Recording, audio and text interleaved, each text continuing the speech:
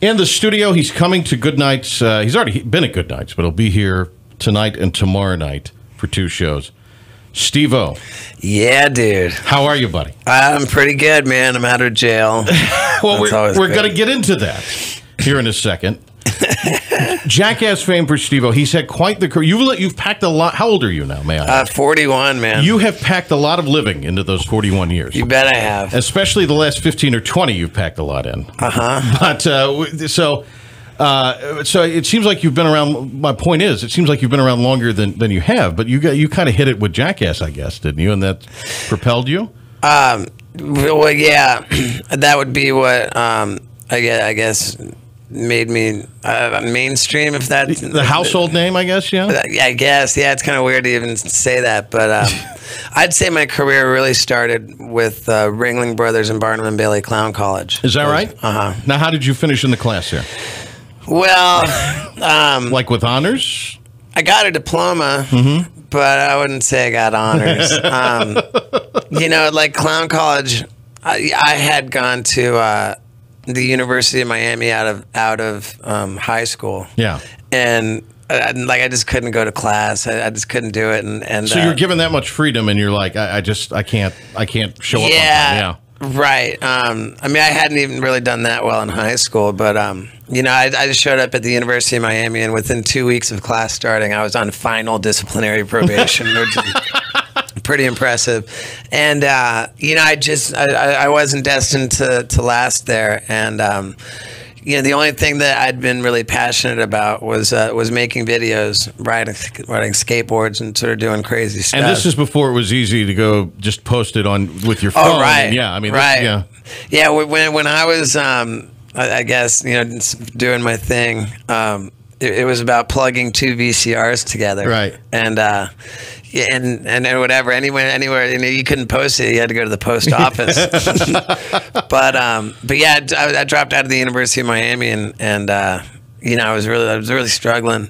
But I wanted to be a stuntman, and it was when I found out about Ringling Brothers and Barnum and Bailey Clown College that I was like, man, if I could graduate from there, then I'd be a trained circus professional, and people would take me seriously, and then I could become a stuntman. You traveled, didn't you, with like a circus or a carnival or something? It was, only 33 clowns got into Clown College, and that's after auditions in 100 different cities, which made it statistically harder to get into Clown College than Harvard. Yeah. And 33 clowns got in, 33 graduated, only 10 got contracts with the circus. Okay. And, in the first week, they had to take me to the hospital to get my head stapled together for what I did after, our day.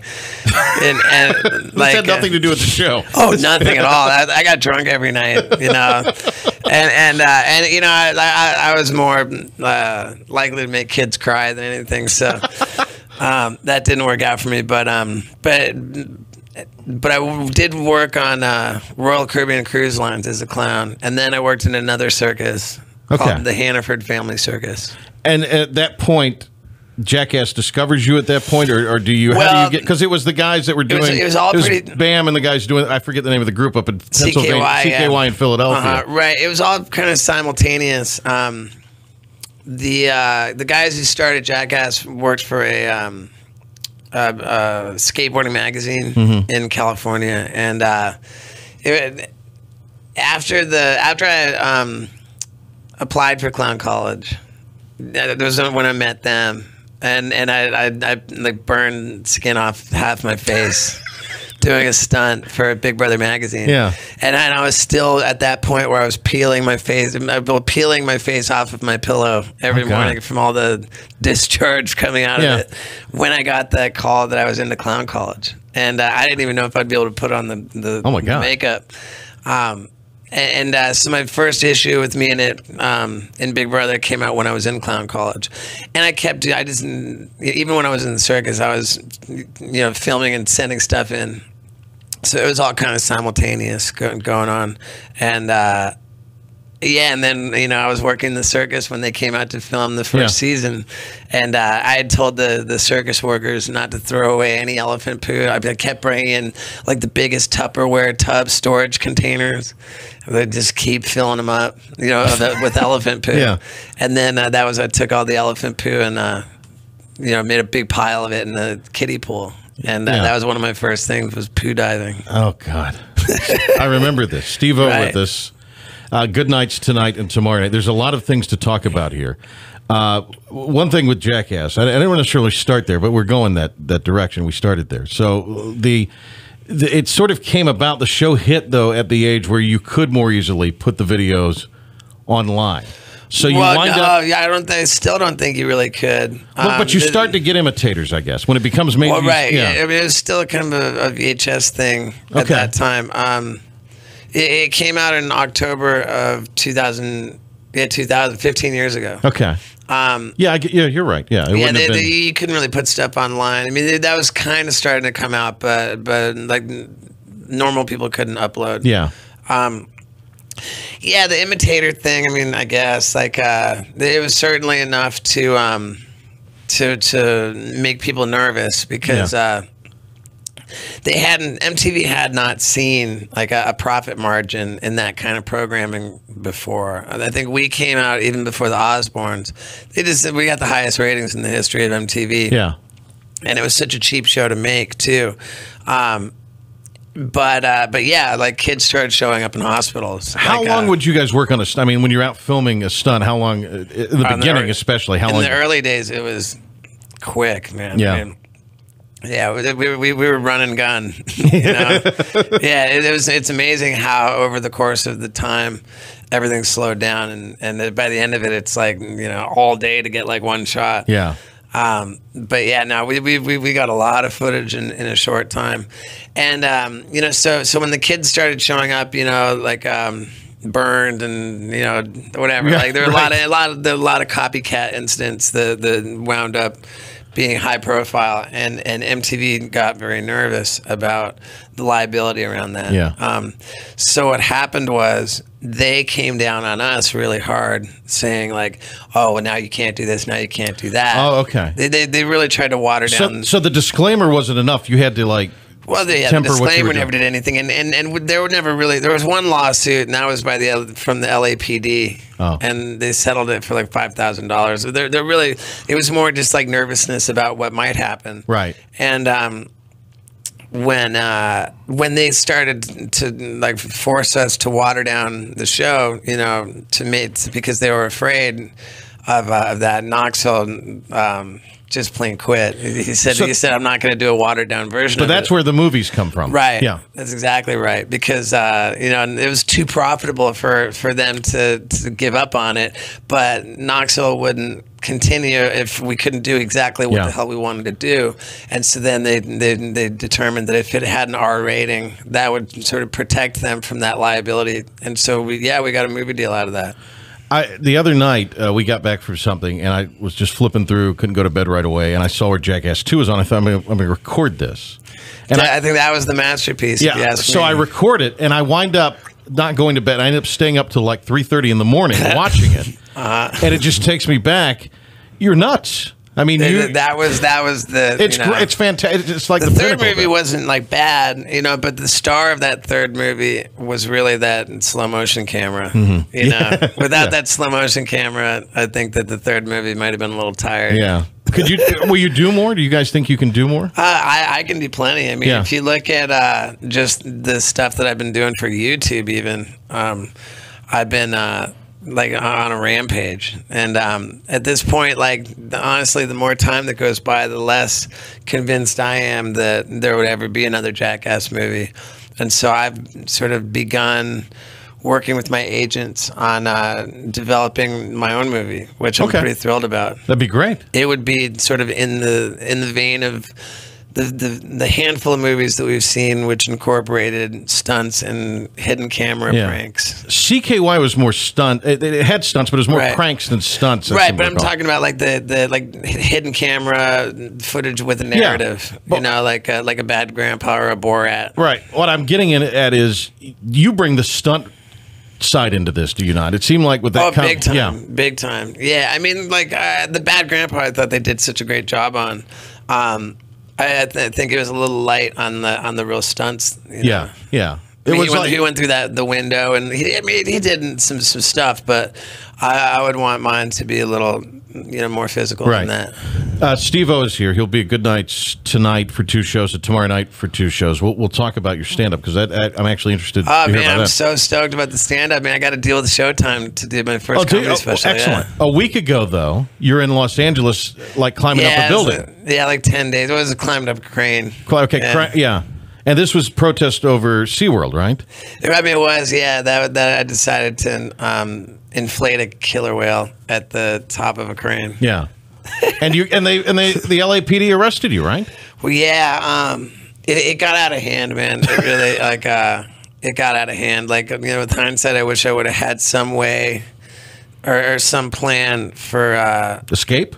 Not escape. No, I had no intention of trying to get escape. Yeah. I wanted to get in some trouble, but I just wish that I would have thought to call the police department and say, hey, disregard, I just couldn't imagine that they wouldn't know it was me. I mean, I broadcast it all live in real time to millions of people, and I announced I was going to do it the day before. Yeah.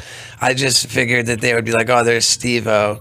And, he's doing this dumb thing, and but I guess they really didn't know it was me, and rather than pull out a pair of binoculars and or do a little research, right? Yeah, determine what was going on. We wound up with 80 firefighters and a helicopter and a SWAT team and tons of cops and paramedics and the whole deal. And I mean, it's upsetting to me that it got that out of hand. I really didn't intend to disrupt the entire city the way that I ultimately did. And I think that it was just insane overkill. The response that came out.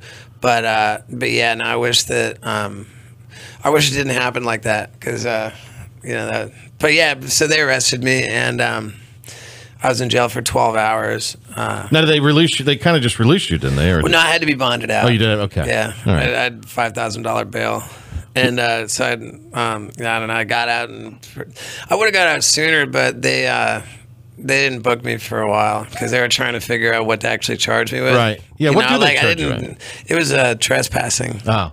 They called it aggravated trespassing, and then possession of illegal fireworks, maybe. Yeah. And I mean, they were like, it was all like completely fair and reasonable. Again, I'm upset about the response that came out. But yeah, no, I got out, and then I took off, got out of jail, packed a bag, and got on an airplane to Fiji. Well, there you go. So you came from Fiji to here, right? Well, Fiji, I went home for 16 hours, and then I flew here. My God, what a life. SteveO with us. What a life. So you've got your first comedy special on Showtime. That's right, man. Are you working on material for it, or is it already done? It's like I have so much more material than I need for it. Yeah. So if people go tonight and tomorrow night, you're going to be calling your material that you'll be using for that special, I presume. In sense. Like I did an hour and 15 minutes of just stand up last night, and there's like, I mean, because I don't know, like I was here 4 years ago. Yeah. I don't need to do anything that I did from 4 years ago, and I couldn't do nearly as much as I'll do on the special, right? Because I want to give myself the luxury of editing it down. But you are working. I mean, some of the material you're kind of I'm at the point where I'm sort of already beyond it and trying to work, because I'm going to keep touring when the special comes out, and you can't do the material that you did on the special, so. I'm kind of already beyond that and working on what comes next. When will that tape and when will it air? And all November 21st. I tape it in Austin, Texas. Oh, great! Yeah, and it's due out next year, I guess. Yeah, it'll air. I'm guessing March. Okay. Yeah, March. And that'll be Showtime. Do you have a name of the special yet? Guilty as charged. Yeah. SteveO, guilty as charged. Guilty as charged. Showtime next year. Yeah. And it'll be a Goodnight tonight for 2 shows. Right. Yeah, I mean, there's not a better time to come see me do the show. I mean, like, it's all in really pretty good shape. A lot of college kids are back in town, too, so they'll be hopefully showing up for that as well. So yeah, I mean, people don't really know what to expect when they see I had somebody ask me that. Yeah, what can they expect? Is he going to punch himself in the balls for an hour? And I mean, I guess like it's a blessing and a curse to have, you know, an existing fan base. Yeah. You know, when you get into stand up, but you know, it's great to have that. But then like people don't really know, and you know, the blessing of it is that people come with fairly low expectations. Right. You know, and it's great to have them come and be like genuinely shocked, like, wow, I didn't know what to expect. I didn't think you were going to be really funny, and like, holy crap, I was like really impressed. On the other hand, it's sort of like they don't know what to expect. Yeah. So I'm really grateful to have this special coming out. This will be awesome, and it's. I think it's going to change my life. You know, it's going to open a lot of doors. I hope it does. It's like you say, there may be low expectations, like when people come to see, but when they see it, right, they're going to love it, and yeah, it could be. Yeah, a big the thing about it is that, you know, like, I mean, I'll go ahead and toot my own horn here. You know, like, what sets me apart from other comedians is, you know, that I'm a genuinely like reckless guy, and you know, I can be just as reckless with my words as I am with my body. I'm just plain willing to admit things that nobody else would, and so I make it like incredibly juicy. You know, and I've developed a sense of what is versus what isn't entertaining at this point in my life. Right. So I know how to not waste people's time. I know how to keep it insanely juicy, and there's nothing I won't talk about freely. And then on the other hand, I've had, I mean, I've just had, like you said, I've packed enough. You packed a lot of living in those years. Yeah. A lot of living into my years, you know, but just with all the, you know, the sex, drugs, and rock and roll. Yeah. You know, and then on top of that, like just things, you know, the nature of what I've done in my career. Like there's just no reason for me to make anything up. I'm rigorously honest in what I do too, and yeah. I don't model myself after anybody else. And it's not that I'm just telling stories. I mean, I'm telling jokes. I've been working on it all for a long time too, and I still incorporate physical stunts and tricks into the show as well. So I don't know. I mean, I guess like I mean it's douchey to say, but yeah, I don't waste people's time. I put on a great show. SteveO, this has been awesome. Well, thank you, man. I wish we could talk to you for like another hour. Hey, dude, like I'm always down to do it, man. But yeah, we'll see everybody at Goodnight tonight and tomorrow, 2 shows. And after every show, still as a rule, I never leave. I never go anywhere until I've taken a photo with everybody that wants one. Wow, so. That's awesome. Yeah, it's the thing. It's important. I do it selfishly because when you are working on sort of moving, you know, from one arena of entertainment to another, you know, the more people you can send home with a photo, no, you're right. the better. Yeah, absolutely. Yeah. SteveO, thank you so much, man. Hey, man, thank you.